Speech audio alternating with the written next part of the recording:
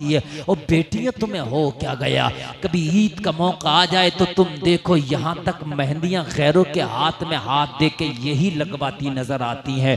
तुम्हें मालूम क्या है, ब्यूटी पार्लरों में जाके देखो, लोगों गैरों के हाथों में हाथ दे करके बाजुओं तक मेहंदियां लगवाई जा रही हैं। कौन? ये मुसलमानों की बेटियां, ये नबी का कलमा पढ़ने वाली बेटियां। बच्चे इल्म दीन सीख जाए। मुस्तफा लाजवाब कानून लेके आए। दुनिया में जब मेरे नबी ना आए थे तो दुनिया की फिजा बड़ी खराब थी, माहौल बहुत खराब था, बहुत खराब। आपने बार बार सुना होगा लड़कियों को तो जिंदा दफन कर देते थे।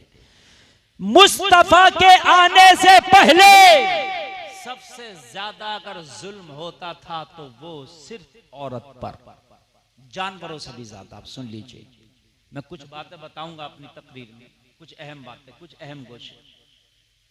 जानवरों से ज्यादा अगर जुल्म होता था तो औरत पर। औरत सिर्फ एक खिलौना थी, मेरे मुस्तफा ना आए तो सिर्फ एक खिलौना। इसकी इज्जत की तो कोई औकात ही नहीं थी। किसी का शौहर अगर मर जाता तो दोबारा उससे कभी कोई शादी नहीं करता था। उसे मनहूस समझ के बस्ती से बाहर निकाल दिया जाता था। जिसका शौहर मर जाता उसके बर्तन अलग कर दिए जाते, जिसे हम अपने मुआशरे में कहते हैं उसका हुक्का पानी बंद कर दिया जाता। यह हैसियत थी सिर्फ। औरत का हाल यह था कि जिस औरत की शादी होती, शादी से पहले 10-10 लोग, 20-20 लोग उसके साथ जिना करते, फिर जाके उसकी शादी कराई जाती। ये तरीका था, रिवाज था उन लोगों में, कोई हैसियत ना थी। आज शरीयत मुस्तफा के खिलाफ मेरी बहनें ये अगर अपनी जिंदगी गुजारती हैं तो खुदा की कसम मुस्तफा ने जो इन्हें इज्जतें दी हैं उसको ये ठोकर मार रही है। सबसे बढ़ के इज्जत मुस्तफा ने इस औरत को दी है। जिंदा दफन करते थे। किसी की घर में बेटी पैदा हो जाए उसे मार दिया जाता था। किसी का शौहर मर जाए उसे जंगल में, खेत में निकाल दिया जाता था, बस्ती से बाहर कर दिया जाता था। औरत की कोई हैसियत नहीं थी। मगर मेरे मुस्तफ़ा आए तो एक कानून बनाया मेरे मुस्तफ़ा ने। मेरे मुस्तफ़ा ने फरमाया, लोगो ये औरतें, ये लड़कियां, ये बेवाएं, ये नफरत के काबिल नहीं है जिन्हें तुम समझते हो। मुस्तफ़ा करीम ने फरमाया, किसी के घर में अगर बेटी पैदा हो जाए तो रहमत की निशानी है। क्या है? रहमत की निशानी है। अल्लाह अगर किसी कौम से खुश होता है तो उस कौम पे बारिश बरसाता है। अल्लाह किसी एक शख्स से खुश होता है तो उसे बेटी अता करता है। अगर किसी के घर में बेटी पैदा हो जाए तो समझ लो अल्लाह उससे राजी है। मुस्तफा फरमाते रहमत की निशानी है। फिर नबी फरमाते अगर जवान हो जाए ये लड़की, इसकी शादी कर दो तो हज का सवाब है। फिर मुस्तफा फरमाते हैं शादी के बाद अगर ये लड़की की मां बन जाए तो मां के कदमों के नीचे जन्नत है। बताइए मुझे कितनी इज्जतें दी है नबी, कितनी इज्जतें दी हैं। और सबसे ज्यादा अगर मजहब इस्लाम की धज्जियां उड़ाई हैं इस दौर में तो इन्हीं औरतों ने उड़ाई है। ये भी सुन लीजिए, ये भी सच है।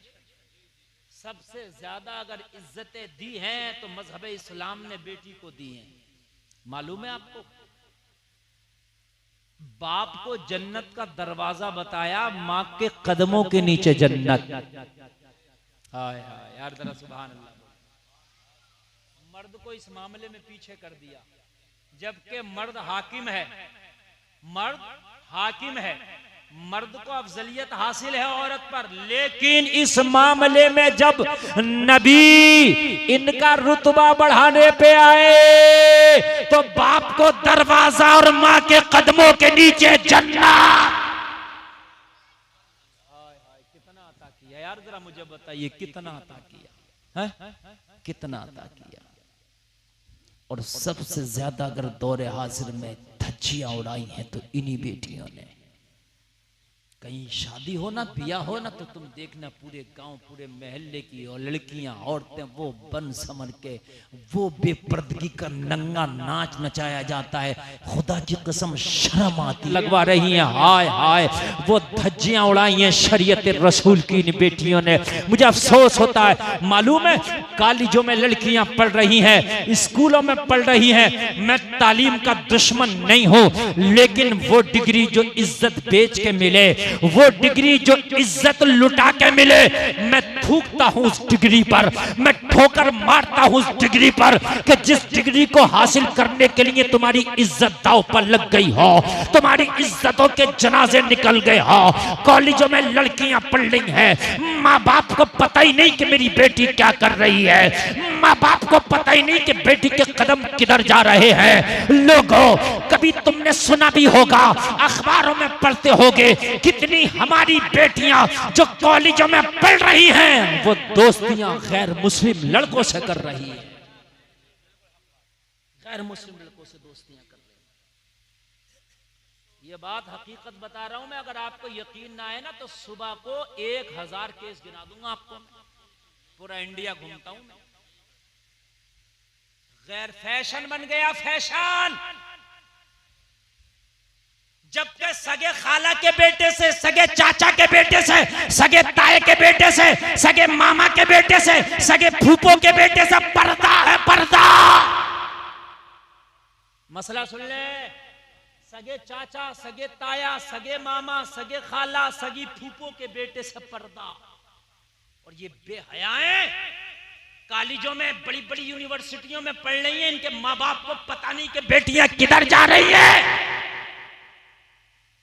गैर मुस्लिम लड़कों से दोस्तियां चल रही हैं। मैं सबको नहीं कह रहा, जो अच्छी हैं अल्लाह उन्हें सलामत रखे, उनके वालिदैन को भी सलामत रखे। सब तो बुरे भी नहीं होते, सब अच्छे भी नहीं होते, मगर आज ये फैशन हो गया है।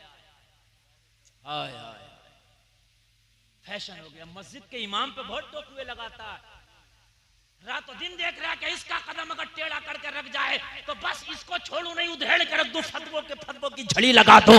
लेकिन कभी सोचा, तेरी बेटी जो कॉलेज में जाती है, तेरी बेटी जो इंग्लिश मीडियम में पढ़ रही है, उसके कदम किधर जा रहे हैं? कभी तूने गौर दिया?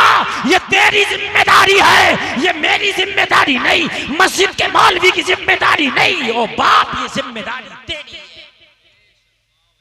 फैशन हो गया, ये फैशन हो गया। अगर आपको यकीन ना आए तो गिनवाता चला जाऊं। अभी लखनऊ में एक लड़की ने गैर मुस्लिम लड़के से शादी की, 1 साल के बाद मर्डर कर दिया उसका। अभी सुना होगा आपने, अखबार में भी आया था। हाँ, अभी टांडा बादली के पास एक गांव, गैर मुस्लिम लड़के के घर में जाकर बैठ गई और कही इसी के यहां रहूंगी। और क्या कर सकते हो, कानून बन के कुछ नहीं कर सकते। अगर लड़की ने बयान दे दिया कि मैं इसके साथ रहूंगा, आप कुछ नहीं कर सकते। आप बाप नहीं हो, फिर आपकी कोई हैसियत औकात नहीं है। पुलिस ने कह दिया अगर इसके नाखून को भी किसी ने खराश पहुंचाई तो पूरा खानदान तबाह कर देंगे। हेलो, मैं होश में हो आप? मैं मना नहीं करता, मैं तालीम का मुखालिफ नहीं हूं। आप जितनी चाहो बेटियों को पढ़ाओ, लेकिन खुदा की कसम जो डिग्री इज्जत दे करके आए, इज्जत का जनाजा निकाल के आए, तो मैं थूकता हूं ऐसी डिग्री पर। माहौल बहुत खराब हो गया। मुस्तफा जाने रहमत ने तुम्हें एक कानून दिया था। लोगों, कब तुम्हें होश आएंगे?